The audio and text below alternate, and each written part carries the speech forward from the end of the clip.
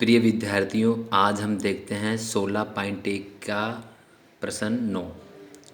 कमरे की लंबाई 10 मीटर, चौड़ाई 8 मीटर और ऊंचाई 6 मीटर दी गई है।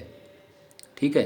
अब ये देखो, यहाँ पे कमरे की लंबाई, चौड़ाई और ऊंचाई अलग अलग है, तो कमरा हमारा हो गया घनाभाकार आकृति का।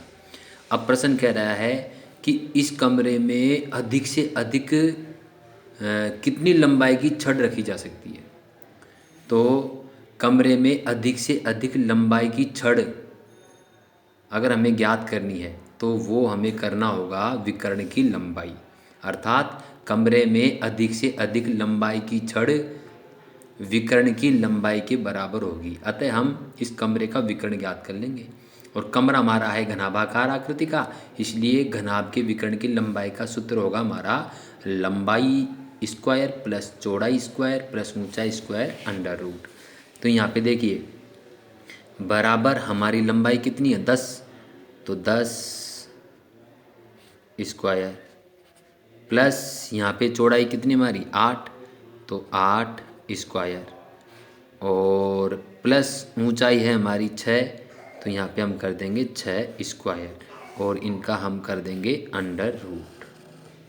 तो यहाँ पे देखिए बराबर अंडर रूट 10 गुणा 10 किया तो 100 प्लस 8 गुणा 8 किया तो 8 गुणा 8 64 और 6 गुणा 6 36। ठीक है। तो 100 64 और 36 को हम जोड़ देते हैं तो 164 और 36, तो 164 और 36 को जब हमने जोड़ा, 6 4 10 का 0 हासिल किए, 3 1 4 6 4 10 हासिल किए 1 और 1 2, तो हमारा आया 200। तो बराबर 200 अंडर रूट, तो हमारा आ गया 200 अंडर रूट। अब हम 200 का वर्गमूल निकालेंगे, तो बराबर, तो वर्गमूल निकालने के लिए हम 200 का क्या कर लेंगे, अभाज्य गुणनखंड करते हैं।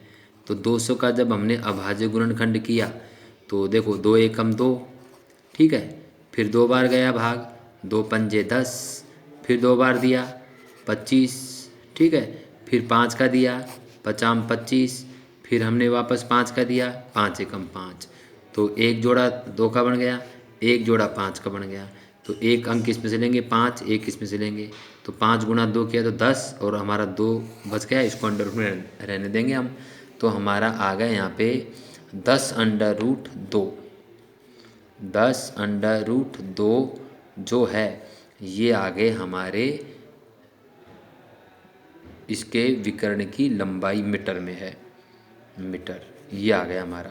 तो इसका मतलब ये होगा कि उस कमरे में अधिक से अधिक 10 अंडर रूट 2 मीटर लंबाई की छड़ रखी जा सकती है।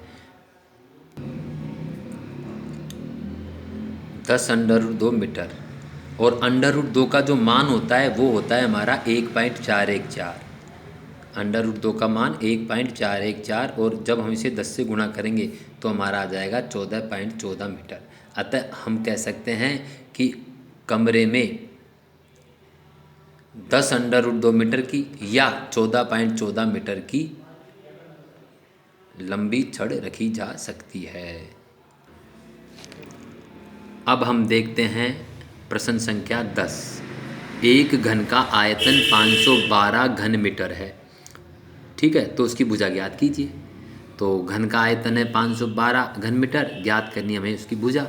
तो घन के आयतन का सूत्र हमारे पास होता है भुजा क्यूब, भुजा क्यूब बराबर, और आयतन हमारे पास यानी भुजा क्यूब दे रखा है 512, तो यहाँ से हम क्यूब हटाएंगे, भुजा बराबर, तो इसका 512 का हमें निकालना होगा घनमूल।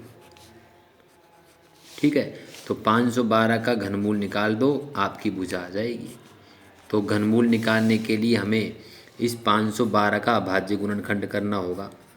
512 का अभाज्य गुणनखंड करते हैं, 2 का भाग दिया, 2 दूना 4, 1 बचा, 11 हो गए, 2 पंजे 10, 1 बचा, 2 छक्की 12, फिर 2 का भाग दिया, 2 एकम 2 और 2 दूना 4, 1 2 अंटे 16, फिर 2 का भाग दिया, 2 छक्की 12, 2 चौका 8, फिर हमने 2 का भाग दिया, 2 तिया 6, 2 दूनी 4, फिर 32 में 2 का भाग गया तो 2 एकम 2, 1 बचा, और ये हो गया हमारा 12, तो 2 छक्की 12।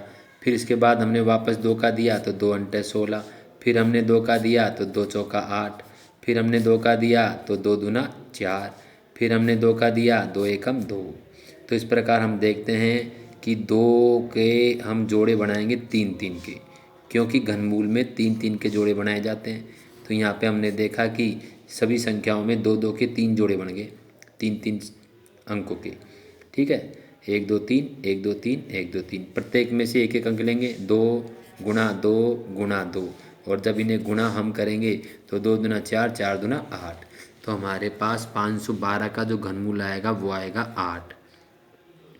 अब नाप हमारी जो है प्रश्न में वो है मीटर में, तो 8 मीटर आपका उत्तर आ जाएगा, अर्थात घन की भुजा हो जाएगी